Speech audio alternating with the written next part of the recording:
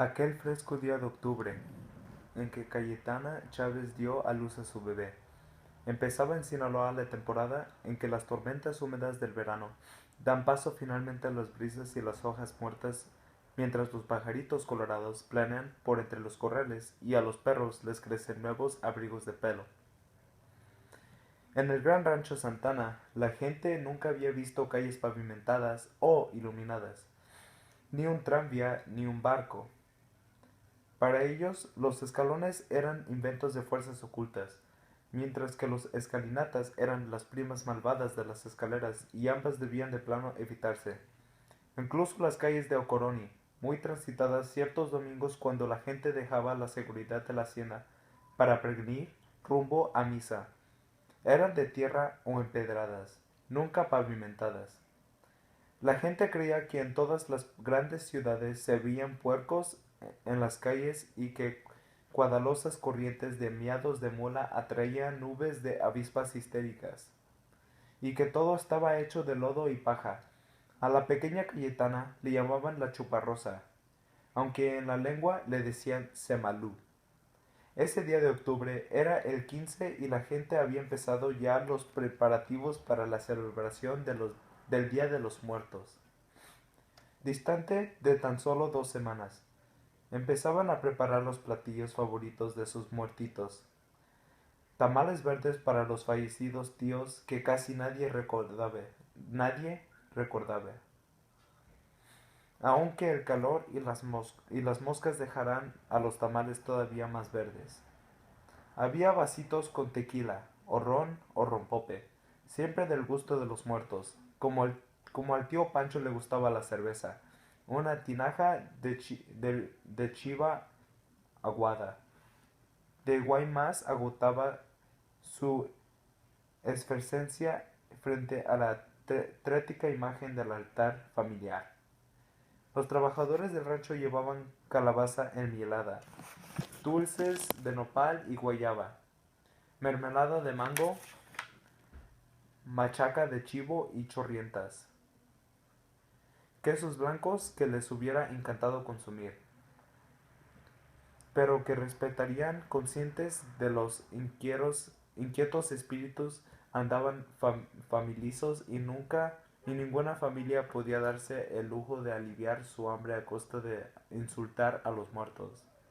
Hijos, cualquiera sabe que estar muerto te pone muy de malas.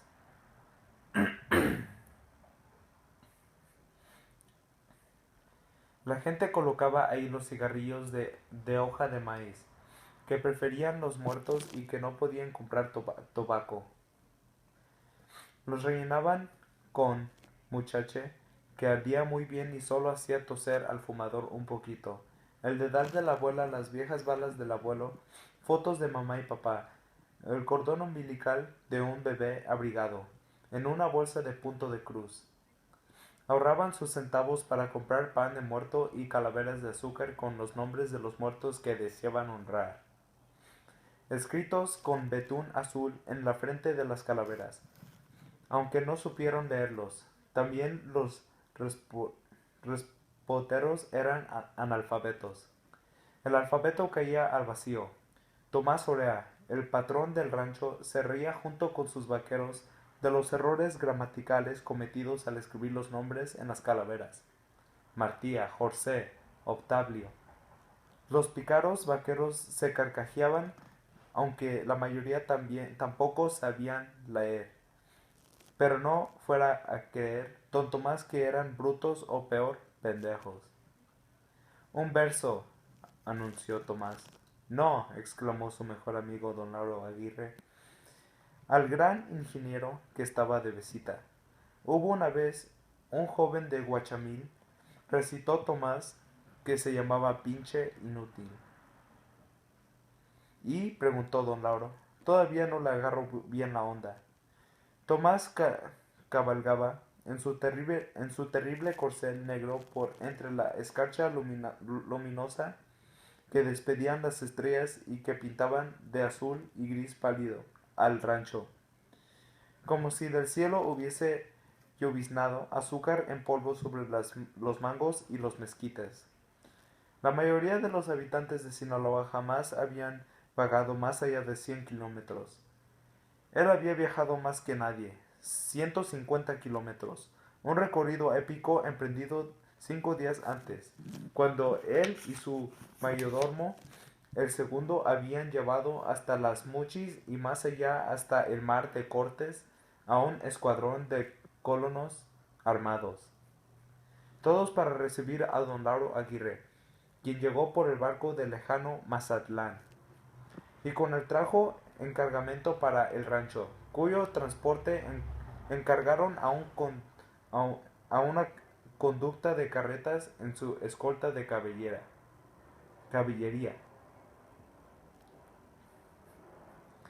En los Mochis, Tomás había visto ese legendario objeto llamado el mar.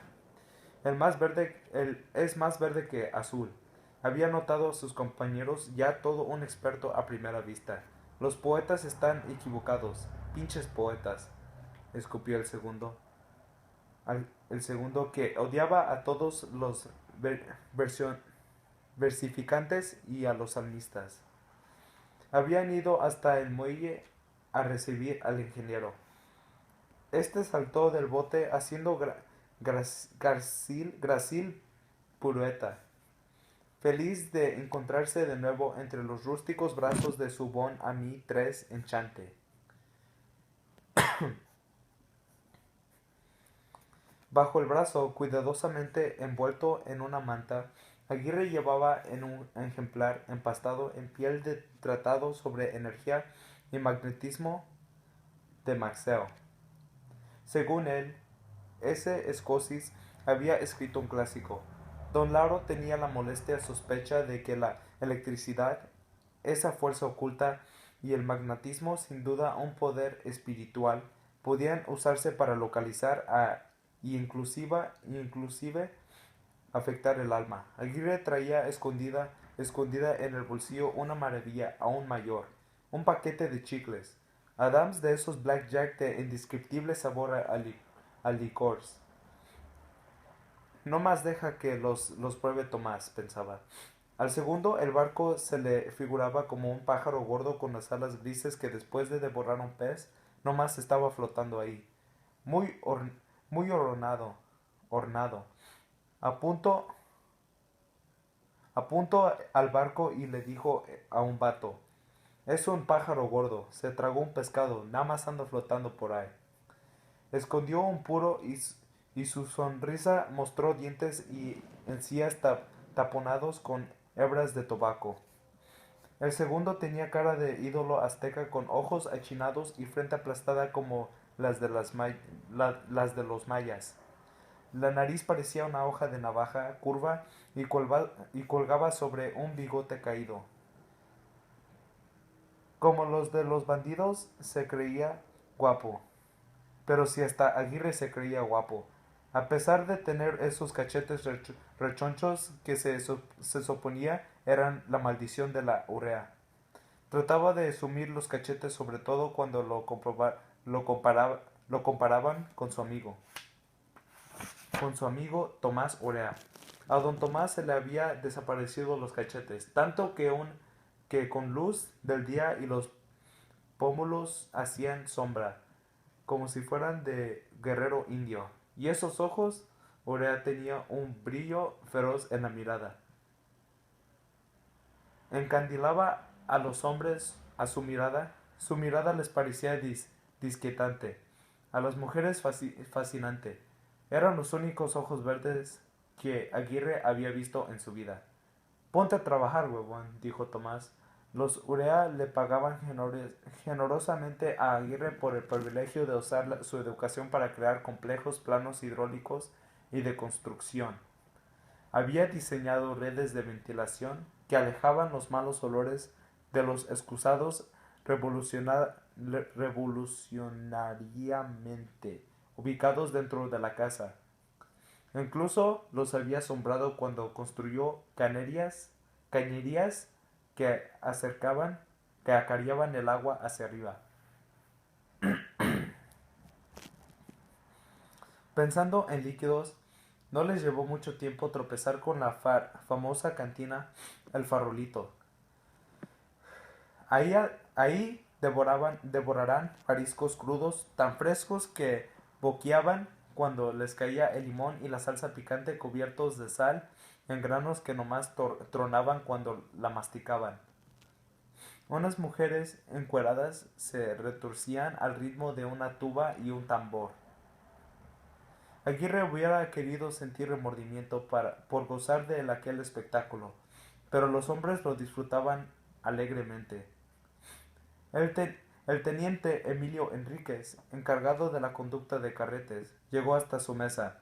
Teniente, le gritó Tomás, ¿qué se dice por ahí? Señores, dijo Enrique, apartando su espada para sentarse, hay disturbios en la Ciudad de México. Aguirre tuvo que admitir que aquel soldado con todo y ser un represor de los oprimidos. Se veía apuesto y elegante con su túnica de adornos, cobrizos y sus medallas. ¿Cuál es el problema? Preguntó, siempre esperando escuchar que el gobierno había sido derrocado. Enrique se retorció el bigote y con un movimiento de cabeza ordenó al cantinario un tarro de espumosa cerveza. Grupos de inconformes han desenterrado otra vez la pierna de Santa Ana, suspiró. Todo mundo rió de buena gana. Hace algún tiempo un cañonazo le había volado la pierna al viejo dictador y la habían sepultado con honores militares en la capital cada año. Alguien desenterraría la pierna y la agarra a patadas, agregó Enríquez. Tomás levantó su tarro. Por México, dijo. Por la pierna de Santa Ana, declaró Enríquez. Todos levantaron sus vasos. Los canadienses han creado una policía montada. Ellos sí controlan a sus indios, señaló Enríquez, mientras se servía otro vaso de cerveza. ¿Y a los bandidos? Preguntó Tomás. El, el propio padre de Tomás Urrea había sido emboscado por unos bandidos camino al palo cagado. Los asaltantes eran unos desarrapados, al parecer bajados de la sierra de Durango, que andaban tras la pata. Se decía que el padre de Tomás, don Juan Francisco, llevaba barriles de monedas para pagar el sueldo de los 300 trabajadores del rancho de miles de hectáreas que su hermano tenía al sur de Culiacán. Pero cuando a las forjidos descubrieron que no llevaba plata, lo recargaron en un álamo y lo acribillaron 97 veces. Tomás tenía 9 años en aquel entonces, sin embargo su odio creció tanto mientras que él también, él también crecía en el rancho, que se convirtió en una verdadera fascinación al grado de arrumarse que él mismo deseaba secretamente ser un bandido. No hace falta decirlo, señores. A los bandidos también, dijo Enríquez. Aquí en México ya hemos arrancado un programa de policía rural para acusar a nuestros rufianes. Esos gringos siempre nos copian, declaró Tomás. Los rurales, brindó Enríquez. La policía rural montada. Por los rurales, dijo Tomás. Todos brindaron. Por los bandidos, dijo el segundo. Y los apaches que aseguran mi trabajo, agregó Enríquez. Bebieron cerveza tibia, orinaron en el patio trasero y les aventaron monedas a las bailarinas para que siguieran danzando. Y de repente Tomás agarró una guitarra y empezó a cantar la triste historia de un muchacho que amaba a su maestra, pero no se animaba a decirle nada. En lugar de declarar su amor, le escribía recaditos amorosos diarios y escondía en un árbol. Cierto día, mientras escondía su recado, le cayó un rayo al árbol y no solo murió el pobre enamorado, sino que además se quemó el árbol con todo y recados. La maestra llegó corriendo al árbol justo a tiempo para presenciar el desastre. La canción terminaba cuando la melancolía maestra, solitaria y sin amor, arrancaba de su pelo las cenizas de aquellos recados que nunca leyó. Apagaba la lámpara y se disponía a dormir sola una vez más. Las bailarinas encueradas se taparon sus empudicias y sollozaron. Muy tempranito partieron dejando atrás el espantosamente crudo cantinero y sus bailarinas y comenzaron a larga cabalgata tierra adentro, hacia donde los cerros empezaron a elevarse y iguanas crecieron más que víboras de cascabel ya habían empezado a olvidar el color del mar.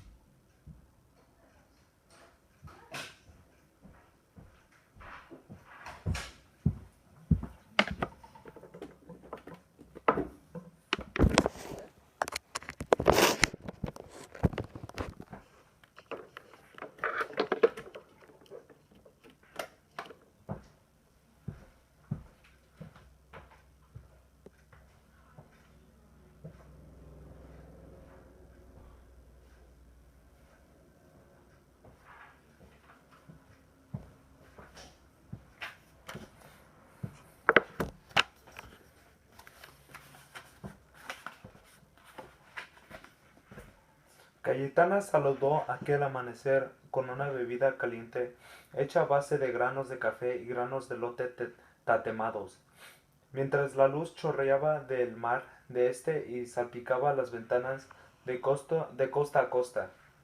Los mexicanos se le levantaron y se dirigieron a sus millones de cocinas y fagotas con el fin de servirse su primera ración de café.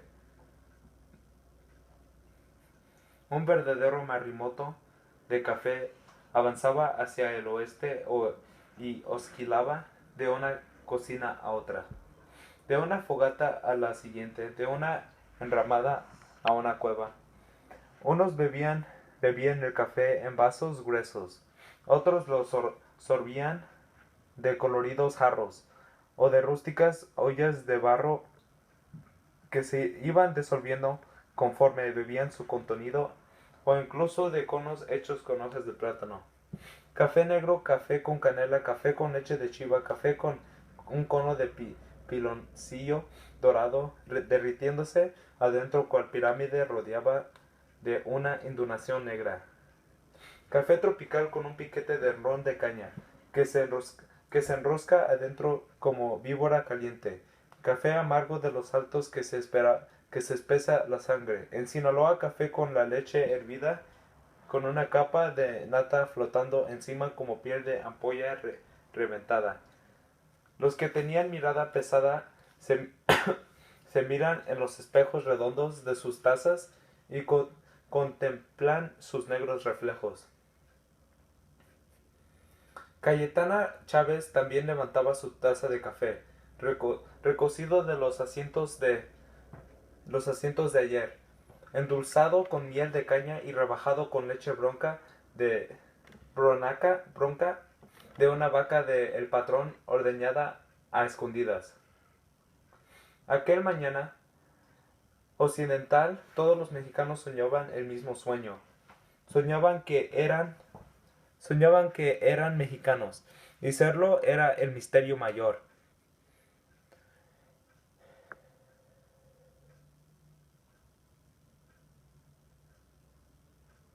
Solo los ricos, los soldados y algunos indios se habían alejado del hogar lo suficiente para el- captar la terrible verdad.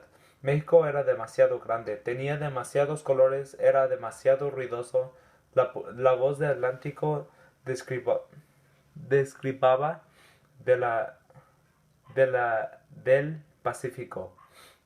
Una era aguda, acuñada, siempre reclamente, la otra era estridente, proclive a tornarse frenética. Los ricos, los soldados y los indios sabían que el aire en el oriente estaba preñido de verde, con profusos aromas de fruta madura y flores y de cerdos de sudor y sal y lodo. En el oeste era púrpura profuso. Las pirámides se elevaban de los llanos polvorientos y de las selvas turgidas. Serpientes tan largas como caminos rurales nadaban mansas entre los canoas. Los volcanes lucían sus sombreros de nieve. Bosques de cactus se elevaban más altos que árboles. Los, los chavanes comían pillote y volaban. En el sur algunas tribus todavía andaban en cuero. Sus mujeres llevaban flores rojas en el cabello, con falditas azules mientras sus senos colgaban libremente. Fuera de la gran ciudad de México comían tacos de hormigas, con alas que se escapaban volando si no les devoraban rápido. Pues, ¿qué eran? Los mexicanos eran todos indios y ludos, mezclados con leche como el café en la taza de Cayetana, amedrentados por sus propias envolturas cafés después de la conquista y la Inquisición, se coloreaban el rostro con talco, se cubrían la piel con perfumes, con sedas europas y prendas americanas, y sin embargo, con todo y sus gorras de castor y sus velos de encaje, los finos habitantes de las grandes ciudades sabían que nada se comparaba con el venerable plumaje de un quetzal. Ningún, ningún kazaki anduvo jamás en el cupside de algún templo cubierto con pieles de jaguar. Crinolinas, sacos, óperas, misos, café au lait servido. En tácticas de mitase, en reposterías de banqueta. Intentaban ahogar a los dioses con pantaloncillos de Nueva York y fondos paranizos. Pero de todos modos, los fantasmas desterrados susurraban, susurraban por los rincones y los sótanos. En la Ciudad de México, la grande y caída Tenochtitlán, por entre calles y edificios construidos con las piedras de la pirámide del Sol. Los caballeros caminaban con la cabeza ligeramente inclinada como si escucharan el sorprendente murmullo de los aparecidos. Todavía hablaban mil lenguas. Ciertamente español, entre ellas además de otro montón de canciones y gramáticas. México, el sonido del viento entre las ruinas. México, olas que se precipitaban sobre la playa. México, las dunas, montículos de nieve, vapor que se escapa del popo. México, sembradíos de marihuana, tomate de vara, árboles de aguacate, agaves en la vía de Tequila. México. Todo a su alrededor, en los arbustos, en las cuevas y en los principios de la cañada del cobre, en los pantanos y encrucijadas se reunían los ancianos. Talacloc, dios de la lluvia, con los labios partidos porque los mexicanos ya no torturan niños para alimentarlos. Con la dulzura de sus lágrimas, vitupiendo, exhibe Totec. Tiembla de frío porque los sacerdotes ya no le quitan la piel a los sacrificados, ni bailan sobre sus desnudas carnes para que la cosecha sea fructífera. Tonanitzán, la diosa de Tepeyec, fue expulsada en su cima por la mismísima Madre de Dios, la Virgen de Guadalupe. El apabullante y feroz dios guerrero, Huitzilopochtli, Incluso el amigo de los mexicanos, Chacmul, se sentía solitario, orejón, esperando llevar en su tazón sueños y esperanzas mientras pasa de la tierra de los mortales a de los dioses. Permanecía ahí echado de espaldas, esperando en vano el regreso del sacerdote emplumado. Otros ancianos se escondían detrás de los ídolos en las catedrales que los españoles construyeron con las piedras de sus templos destrozados. El olor de la sangre y del copal escapaba entre las piedras de sacrificio para mezclarse con el incienso y las velas. La muerte está viva. Susurraban, la muerte vive adentro de la vida, mientras los huesos danzan dentro del cuerpo. El ayer está dentro del hoy. El ayer nunca muere. México, México. El dolor pateó a Cayetana en el vientre. Solo su taza. Sintió como una cascada de líquido bajando por sus tripas y la niña despertó su vientre. Apretó, brincó, apretó. Primero creyó que eran las cerezas. Nunca antes había comido cerezas. De haber sabido que le darían chorro. ¡Ay Dios!, exclamó. Creyó que tendría que correr al monte. Habían ido por ella ayer. Todo mundo conocía a las Chávez. A pesar del rancho Santana, estaba dividido en dos grandes mitades, las Milapas al sur y el Grande al norte. Eran tan solo 50 jornaleros y contando a los niños y a los abuelos no pasaban de 150. Todo el mundo sabía que debían molestar a la tía.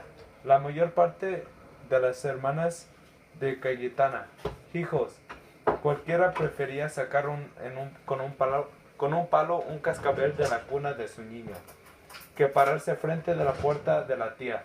Por eso cuando llegaron del lado norte del rancho a avisar que se había suicidado uno de los primos de las Chávez, preguntaron por la Semalú.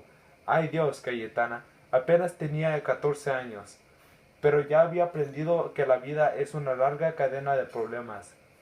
De modo que se enredó el rebozo sobre la cabeza y se puso sus guareches y comenzó su larga jornada en la oscuridad, antes del amanecer.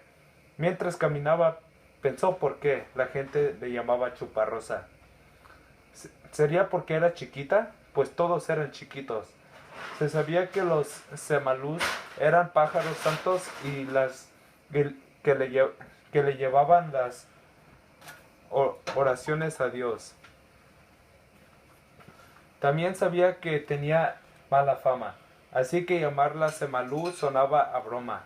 Les encantaba bromear. Cayetana escupió, no le hacía gracia aquello. Sobre todo ahora. Pobre primo. Se había pegado un tiro en la cabeza. Sus padres murieron en una emboscada militar por el rumbo de Teahueco. A sus tíos los colgaron de unos mangos cerca del Jupare porque creyeron que eran huaquis prófugos. A los hombres los colgaban con los pantalones arremangados de los tobillos. En los tobillos, tanto ellos como ellas colgaban desnudos, como fruta. Algunos mexicanos coleccionaban cabelleras. Cayetana suspiró.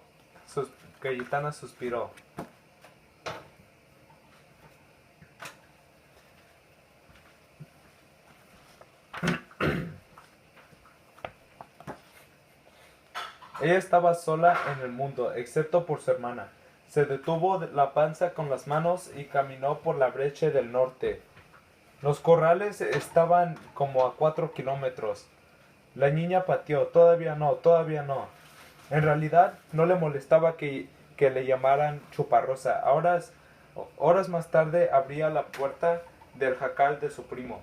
Estaba acostada en el suelo. Le habían cubierto el rostro con un paliacate. Los guaraches estaban regados por ahí. Tenía los dedos de los pies morados. La sangre en el piso estaba negra. Estaba negra ya. Todavía no apestaba. Pero las mascotas andaban por todo su cuerpo, parando a frotarse las manos. Una pistola enmohecida estaba tirada cerca de su mano. Los vecinos ya habían arrasado con toda la comida de su primo. Cayetana le cambió la pistola a un tipo por la chamba de caber a la fosa.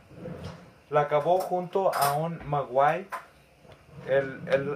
al lado de la cerca y ambos rodaron el cuerpo hasta allá. Le echaron tierra y después cubrieron con piedras la tumba para que no le desenterraran los perros. Dentro del jacal, Cayetana encontró una cama y una silla de madera y mecate. Había un machete debajo de la cama. Una muchacha embarazada que venía desde Escopina esperaba ahí. Cayetana no la conocía, pero la dejó entrar. Pero la dejó entrar.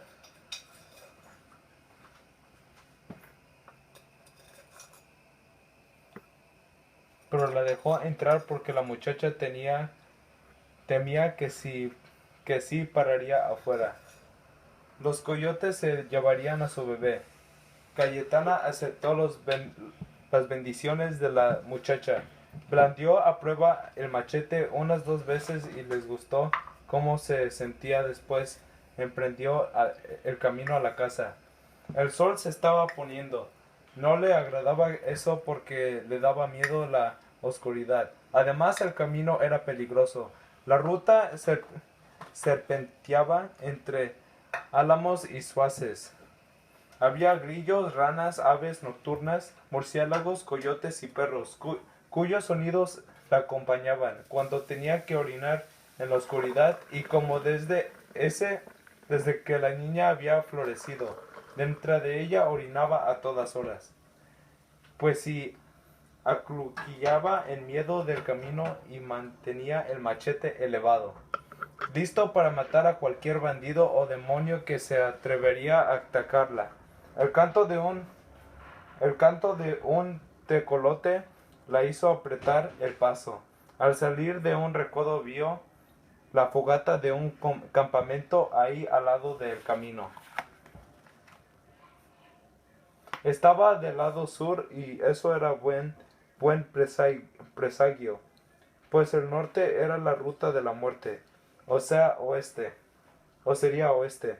Bueno, pero el sur estaba bien. Junto a la fogata estaba un hombre con un tazón de madera. Estaba masticando algo cuando lo vio venir. Un caballo lo miró sobre el hombro del tipo, pero estaba más interesado en el contenido del tazón que en ella. A ella le gruñó el estómago y le hizo agua a la boca. No había comido en todo el día, se hubiera escondido en el monte. Pero ya la había visto. El hombre, buenas noches, saludó ella. Buenas. Ya está oscuro. El tipo levantó la vista como notando de pronto la oscuridad. Pues sí, asintió. Oiga, no me vaya a dar con el machete. No se apure. Gracias. Es para los bandidos. Ah, son cabrones, explicó. Me echó al primero que intente algo. Me echo al primero que intente algo. Excelente. ¿Y a los fantasmas? Él empezó a comer. No creo que se pueda matar a los fantasmas. Eso lo veremos, dijo ella blandiendo al machete. La fogata tronó. ¿Qué come? Preguntó ella. Cerezas. ¿Cerezas? ¿Qué es eso? Le enseñó una. En la penumbra parecía un corazoncito sangriento. Se dan en árboles, dijo él. ¿Son malos? Preguntó ella. Él se rió. Son malvados, le dijo. Ya me voy a mi casa, contestó ella. Yo también. ¿Es tuyo el caballo? Sí, pero prefiero caminar. De seguro traes buenos zapatos. Traigo buenos pies. Escupió una semilla y echó otra cereza a la boca. Ella observó como si le hinchaba el cachete y como masticaba. Otro escopitajo. Otra cereza. ¿Están dulces?, preguntó. Sí. Escupió otra semilla y ojo al gruñir del estómago de ella. Y oyó. Vas a dar a luz pronto, le dijo. Sí, una niña. No lo sé. Una niña. Le extendió el tazón. ¿Cómo? ¿Cómo? Le dijo. El jugo de la cereza rojo oscuro se sintió en su boca como nada, que jamás hubiera probado. Escupió una semilla. Me tengo que ir, dijo ella. Ya es tarde. Adiós, contestó él. Cayetana agregó en la lengua Dios emak weye. Que Dios te acompañe. Y se perdió en la noche. Chistoso el tipo. Si algo sabía ella en la vida era que los hombres son chistosos. Pasó mala la noche con dolor de estómago que le echaba a la fruta del tipo aquel. La mañana trajo más tumulto en sus adentros. Creyó que podía llegar hasta las letrinas que Tomás había levantado entre las casas de los trabajadores y la casa grande del patrón. Pero la niña decidió que era hora de parecer y anunció su presencia a medio camino, donde un espasmo obligó a Cayetana a caer de rodillas y en una extraña agua irrumpió y se vació en el suelo.